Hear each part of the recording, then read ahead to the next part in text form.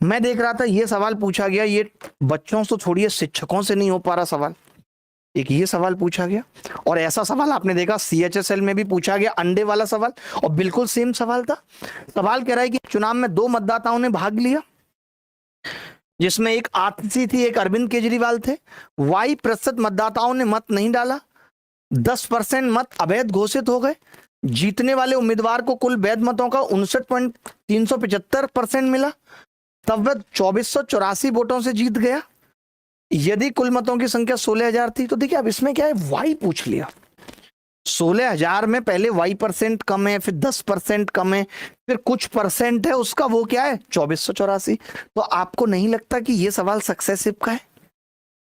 तो हम में से कई लोग थे जो 59.375% को तोड़ नहीं पा रहे। यार कैसे नहीं तोड़ पा रहे आप बताइए। ये 50% प्लस 9% और 375 को मैं 1000 लिखूंगा, 375 बटे 1000 है, तो कोरिया का बच्चा जानता है यार कि 125 दिया 375 और 125 अट्टे 1000, यानी मैं 9 सही 3/8% लिख सकता हूं इसको।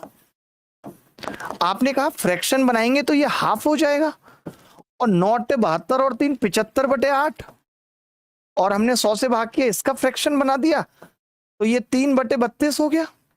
अब 3/32 और 1/2 को जोड़ूंगा तो इसको भी 32 बनाऊंगा, 16/32 19/32 आ जाएगा। मुझे यह समझ में आ गया कि टोटल अगर 32 वोट है, तो उसमें से एक आदमी को 19 मिला है और एक को बचा हुआ 13 मिला है, तो वो आदमी 6 से जीता है, 32 में 6 से जीता है, यानी 16 में 3 से जीता है। ये कह सकते थे या नहीं? तो हम ये कह रहे हैं 16,000 टोटल वोट्स थे, और जितनों से जीत हुई है वो कितने हैं 2484। हमने कहा भैया 16 में 3 से जीत हुई है 16 में 3 से जीत हुई है, 16 की वैल्यू है 3 की। आपने कहा लेकिन 10% वोट तो अवैध हो गए थे, यानी टोटल वोट अगर 10 थे, क्योंकि 16 में जो 3 से जीत हुई है वो वैलिड का हुई है, तो वो तो 9 ही रह गए थे। तो हमने इसको भाग लगाया इससे, तो पता चला कि 100 वोट अगर थे तो 92 ही डले हैं, यानी कितने परसेंट लोगों ने वोट नहीं डाला? 8% लोगों ने वोट नहीं डाला। ये सवाल का उत्तर था।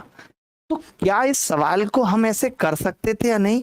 क्या हमें हमारा टीचर परसेंटेज को फ्रैक्शन में बांटना सिखाता है या नहीं?